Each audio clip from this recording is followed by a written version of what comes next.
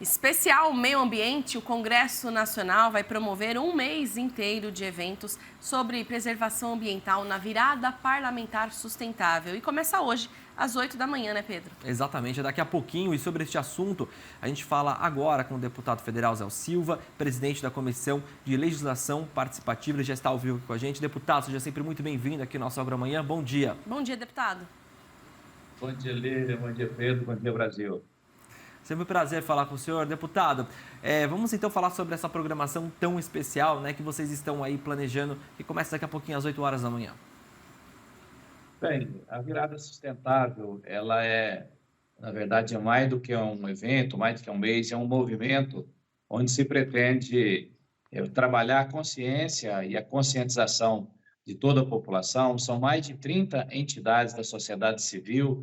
Estamos participando do Congresso Nacional, a Câmara e o Senado, e através da Comissão de Legislação Participativa, nós procuramos abrir as portas do Congresso Nacional, da Câmara dos Deputados, para o debate e a reflexão, especialmente nessa Semana do Meio Ambiente, onde nós começamos esse movimento.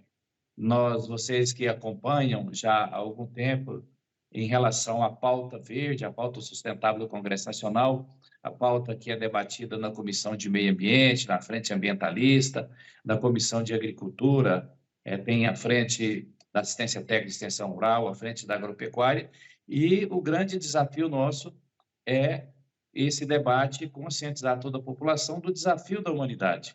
Eu tenho afirmado que é um pacto mundial sem ninguém assinar. Ele é uma condição de sobrevivência da humanidade, que é produzir alimentos e preservar o meio ambiente. A partir desse desafio, eu que participo, junto com outros parlamentares da Conferência Mundial do Clima, entidades como a BMV, o IDS, diversas entidades, definindo a pauta sustentável, a pauta verde do Congresso Nacional. E são sobre esses projetos que nós estaremos debatendo a importância de aprovação dessa pauta no Congresso Nacional, a importância desses projetos, eles avançarem das comissões e até o plenário e virarem leis, mas leis que sejam legítimas nesse debate com toda a sociedade civil. Aí, deputado, e falando sobre leis, né, em defesa da preservação ambiental, o senhor já apresentou 3 projetos de lei importantes aí que estão em relação com a questão ambiental, né, para a sustentabilidade. Mercado de carbono, rastreabilidade, como que está a tramitação desses projetos de lei? Bem, Lília, nessa virada sustentável, esses 3 projetos são importantes, eles têm, eu diria, uma temporalidade do debate das conferências mundiais do clima. Esse do mercado voluntário de carbono, ele é um projeto prioritário, até um movimento nacional de apoio ao projeto. Ele é muito simples, ele vem para ajudar a colocar o Código Florestal em prática, para que o produtor rural, que tem uma visão de sustentabilidade, preserva o meio ambiente, ele receber por esse serviço. Não é o projeto de serviços ambientais, mas ele, a partir da reserva legal, da área de preservação permanente, o maciço florestal que ele tem, isso transformar em crédito de carbono, esses títulos verdes poderem ser comercializados. Então, é um projeto muito simples, que já há uma plataforma, o governo de Minas Gerais está trabalhando em sua implantação, o governo do Pará, e o outro projeto de rastreabilidade, ele se torna muito mais necessário ainda. Ele é chamado de selo agroverde, ele foi construído também já com alguns estados, como o Amapá, Minas Gerais também está implantando, o estado do Pará.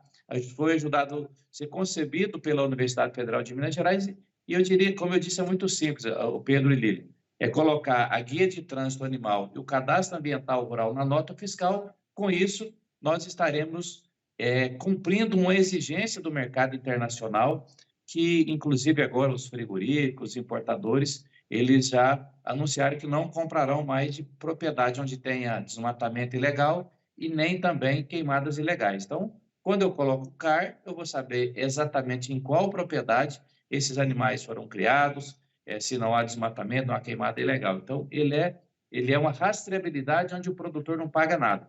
Esse projeto, Lília, já está também com as assinaturas para entrar como urgência, vai direto para o plenário da Câmara dos Deputados, e está faltando alguns ajustes na negociação com as bancadas, especialmente as ligadas ao governo, já que o setor produtivo, a indústria, apoia o projeto.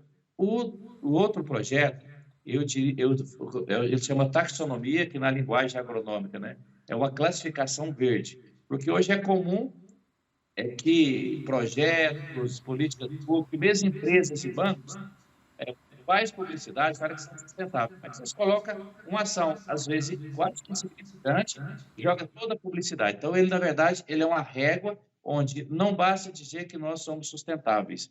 Tanto o governo como os bancos, os projetos, as políticas públicas terão que provar. E é uma escala, é uma régua que vai de verde escuro até vermelho. Quanto mais verde, mais sustentável. Quanto mais vermelho, menos sustentável. Esse projeto foi apresentado na última Conferência Mundial do Clima. Foi um estudo feito internacionalmente. São 13 países, 14 países só que já apresentaram. Esse projeto está da nota da minha autoria também, que eu apresentei na última Conferência Mundial do Clima, que aconteceu no Egito, agora no ano passado. Então, são projetos muito práticos e que ajudam o Brasil a cumprir as suas metas de emissão de gases de efeito estufa e, principalmente, garantir sustentabilidade para toda a população, mas também garantir a competitividade dos nossos produtos no mercado internacional. Perfeito. Deputado, eu gostaria de aproveitar a participação do senhor aqui no nosso Agro Amanhã para trazer uma questão importante em relação à tramitação lá da CPMI das terras indígenas, né? Como é que o senhor está vendo esse andamento dentro da CPMI, as discussões dentro dessa comissão? Olha, Pedro, eu tenho defendido as teses e com muita, e a gente precisa ter coerência. Quando houve as ocupações, as invasões aqui do Congresso Nacional, quando há invasão de terra, tudo é patrimônio. Um é da população brasileira e outro é patrimônio privado. Então, tem que cumprir a lei. Invasor, para mim, é criminoso. A propriedade privada tem que ser preservada. Da mesma forma, em relação ao marco temporal, né? Você vê, a lei da regularização fundiária da minha autoria e a grande mudança que eu fiz na medida provisória, que foi chamada de MP da grilagem, é manter o marco temporal do Código Florestal, que é de 2008. A mesma tese eu estou vendo e estou fazendo a defesa de que mantenha-se o marco temporal da Constituição. Então, a gente tem que ter coerência com as políticas. Se a moeda, os dois lados têm que ter o mesmo critério. Então, essa é a defesa que, na minha visão, para dar segurança jurídica. E outra coisa, o Brasil não pode pagar uma dívida, que ela é histórica, que nós concordamos, com as populações indígenas, que o Brasil tem 500 anos de dívida, fazendo outra dívida com outros setores da população brasileira. Então, é preciso, com muita clareza, pagar essa dívida com políticas públicas de assistência social, de assistência técnica, de infraestrutura, de apoio, de valorização à cultura e às tradições das populações indígenas. Então, na minha visão, uma visão que eu creio que o Estado brasileiro precisa ter também, é que eu defendo junto com os meus pares no Congresso Nacional. Certo. E, deputado, estamos na iminência do Plano Safra, né? Articulações em Brasília entre os ministérios para que nós tenhamos aí o Plano Safra nos próximos dias, já que entra em vigor já em julho. Qual a sua expectativa, né? Tanto para médios e grandes produtores, mas também para os pequenos, que o senhor sempre defende bastante?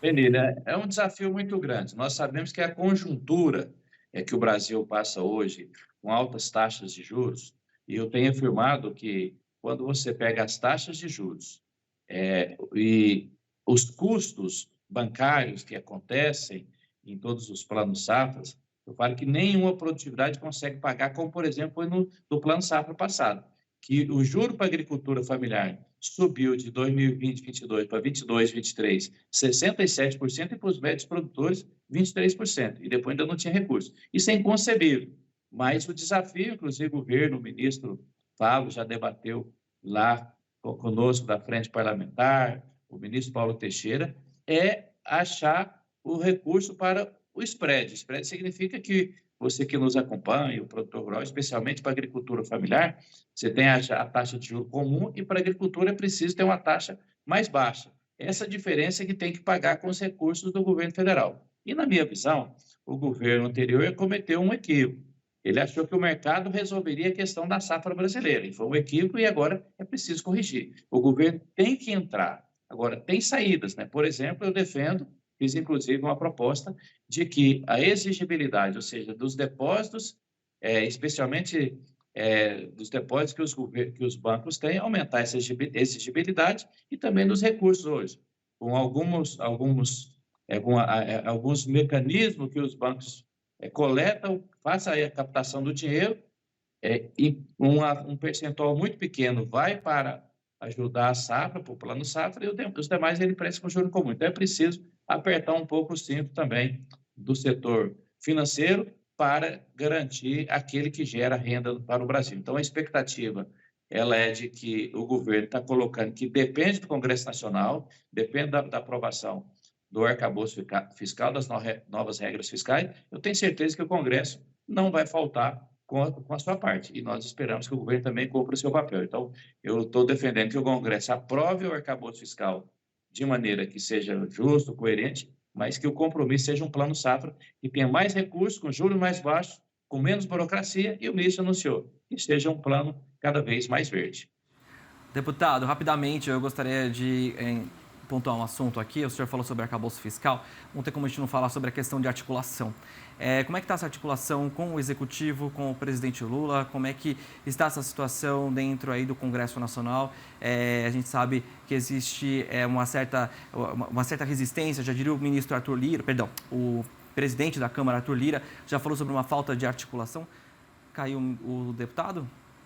Oi, Pedro. Oi, deputado. A gente está ouvindo o seu... Só perdemos sua imagem, mas eu estava só recapitulando aqui. O presidente da Câmara, Arthur Lira, disse recentemente sobre uma falta de articulação com o presidente Lula em relação aos parlamentares. Como é que está essa questão da articulação? Como é que o senhor tem visto isso? Como é que a própria FPA está nessa articulação com o Executivo? Bem, Pedro, nós nunca tivemos um país tão dividido, com eleição quase que meia-meia. Então, por isso, o governo tem muito mais dificuldades. Eu já afirmei também que o governo Lula 3 ele não pode ser um replay do Lula 1 e o Lula 2. É um outro cenário totalmente diferente. E, especialmente, o governo precisa ter mais proatividade nessa articulação para a aprovação não só do arcabouço fiscal, mas é urgente, é premente uma reforma tributária que não aumenta a carga tributária, mas facilita a vida do empreendedor, do cidadão. Então, a minha visão é que o presidente Arthur Lira tem razão. É preciso o governo ser mais proativo e, especialmente, o partido do próprio presidente ele tem que escolher se ele vai ajudar o presidente, isso vai criar obstáculos para o presidente, que já são muitos, para essa coalizão que o governo precisa fazer para aprovar os temas de interesse do Brasil. Então, é um momento que na roça a gente diria, as abóboras precisa ajeitar dentro da carreta ali, senão vai ter muitos desafios aí, muitas pedras pelo caminho do governo. Tá aí. Deputado, muito obrigada pela participação. Bom início de evento para vocês, né? A virada parlamentar sustentável. Vamos nos falando aí ao longo dos meses, porque tem muito assunto envolvendo o agro no Congresso que a gente quer saber também. Obrigada, um ótimo dia, até a próxima. Obrigado, deputado, pelas informações, viu? Um ótimo evento para vocês. Abraço. Um abraço. Obrigado.